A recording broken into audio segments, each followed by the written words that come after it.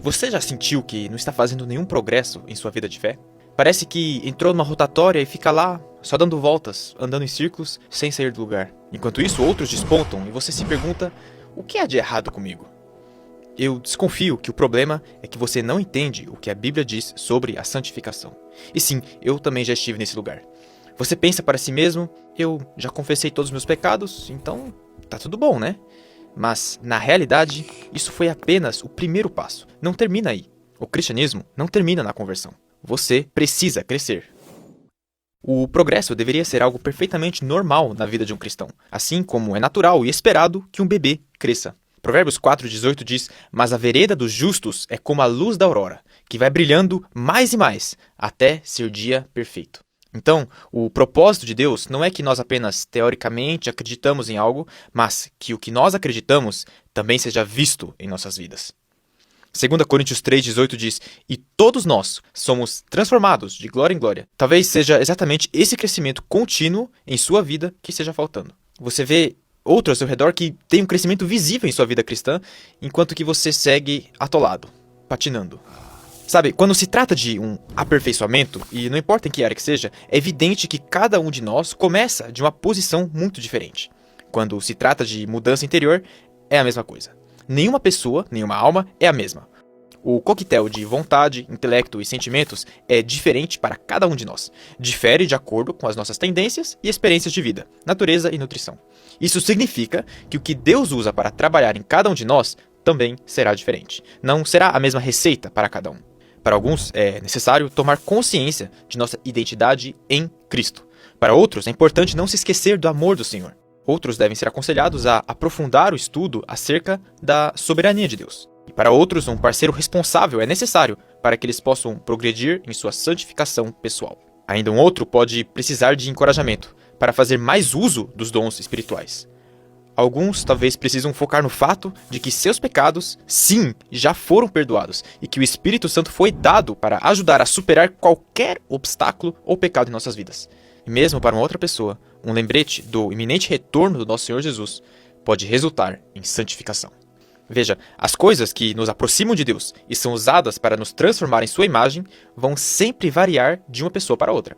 Com isso, no entanto, você poderia retrucar dizendo: bem, mas se o caminho é tão diferente para todos, como é que eu posso saber qual é o meu caminho? Existem, talvez, constantes ou semelhanças? E sim, existem. Há algumas diretrizes relativas à santificação que trazem alguma simplicidade a toda essa complexidade. O Espírito Santo e a Palavra de Deus sempre andam de mãos dadas, e são os principais atores e instrumentos na mão de Deus. Antes de explicarmos como podemos viver vidas mais santas, devemos primeiro concordar em como definimos santidade. Então, para começar, santidade é muito importante. E eu acho que você já sabe disso. A Bíblia diz: sem santidade, ninguém verá o Senhor. Então, nós realmente não queremos estar errados nesse ponto. Santidade é geralmente definida como o que distingue Deus de nós humanos. Ou seja, que Deus é completamente diferente de qualquer outra coisa que podemos ver nessa criação. E somente a partir dessa diferença que o componente moral é então derivado. A santidade também é frequentemente explicada como pureza, um contraste com a perversidade e o pecado humano. Portanto, santidade é a essência de Deus. Deus é santo. E essa peculiaridade de Deus muitas vezes se manifesta como uma majestade inviolável, ameaçadora, temível, mas também como um poder atrativo, charmoso, benevolente e abençoador, revelando-se tanto no julgamento quanto na justiça e no amor. Mas Deus não é apenas santo, ele também santifica, segundo Ezequiel 37:28. Tudo que entra em contato com Deus se torna santo. O povo de Israel, os sacerdotes, certos lugares de adoração, objetos, e a lista poderia continuar. Assim, enquanto que no Antigo Testamento coisas diferentes poderiam ser santificadas, no Novo o foco é único: humanos. Deus quer santificar pessoas. Vamos dar uma olhada em como isso funciona. Deus santifica um ser humano ao separá-lo do profano, do mundano, e ao conectá-lo com ele mesmo. E como Deus é santo, o crescimento em santidade se torna automático para essa pessoa. E todo esse processo, tornando-se cada vez mais santo, santo como Deus é o que chamamos de santificação. Na Bíblia, nós descobrimos que isso acontece em 3 níveis diferentes: no passado, agora no presente e no futuro. A santificação no passado se refere ao que já aconteceu. Cristo deu a sua vida. Um pecador crê e é declarado santo por Deus. Hebreus 10:10 diz: nessa vontade é que temos sido santificados, mediante a oferta do corpo de Jesus Cristo, uma vez por todas. A santificação do futuro refere-se ao tempo ainda por vir, quando a santificação será concluída. Os cristãos serão tão perfeitos quanto Cristo é. Em terceiro lugar, a santificação do presente é diária. É ser santificado, como lemos em Hebreus 2:11. A cada dia, ao andar com Cristo, também nos tornamos um pouco mais como Cristo. E você? Aonde você está? Se você é um cristão, então você está bem aqui, no meio da batalha. Por um lado, você já está santificado, enquanto por outro lado, você ainda está sendo santificado. Eu sei, isso soa bem bizarro. O próprio senso comum dirá: ou você está saudável, ou você está doente. Talvez o seguinte exemplo nos ajude a entender melhor do que eu estou falando. Esse aqui é o Toby. Sabe, o Toby acaba de receber a notícia que, na verdade, ele é um membro da família real. De agora em diante, ele deve recomeçar a sua vida. Um estilo de vida totalmente novo, em uma mansão gigantesca e luxuosa, com um mordomo e tudo mais que você possa imaginar. Mas ele também deve cumprir alguns deveres reais. E para isso, ele deve demonstrar as maneiras apropriadas. Agora a pergunta: o Toby ele já é um membro da família real? Sim. Mas ele se comporta como um nobre? Não, ele ainda tem que aprender isso. E essa é a diferença entre os dois tipos de santificação encontradas na Bíblia. Nós os chamamos de santificação posicional e santificação progressiva. Posicional porque Deus lhe deu uma nova posição através do Evangelho. Você não é mais um pecador, mas um santo.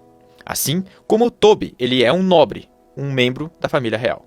E progressiva porque você deve aprender a viver essa santidade progressivamente, passo a passo, assim como o Toby também deve aprender a se comportar como um membro da família real. Deus é santo e quer compartilhar essa santidade com nós, a sua criação. Ele faz isso separando-nos do mal e conectando-nos a si mesmo. O contato com ele nos leva automaticamente à santificação. Todas as pessoas são diferentes, em espírito, alma e corpo. E ainda assim, há algumas coisas que sempre são as mesmas. A santificação sempre acontece através da palavra de Deus e do Espírito Santo. Até aqui você me segue? Muito bem. Então, alguém vive muito longe de Deus. Ele não tem o Espírito Santo. Assim, primeiramente, essa pessoa deve ser colocada na posição de santo. Isso acontece através da salvação, pela palavra. A palavra passa pelos ouvidos e agora a pessoa precisa tomar uma decisão na sua alma. Sim ou não? Nessa decisão, Deus ajuda através do Espírito Santo, porque caso contrário, a pessoa não teria sequer a possibilidade de se decidir por Deus. Quando a pessoa então abre o seu coração e se arrepende dos seus pecados, o coração é purificado e o Espírito Santo pode entrar. A pessoa agora tem uma nova posição diante de Deus: santo. Mas o corpo ainda tem muitos hábitos errados, decorrentes de pensamentos errados. E a palavra de Deus também nos dá a resposta para isso. Romanos 12:2 diz: mas transformai-vos pela renovação da vossa mente.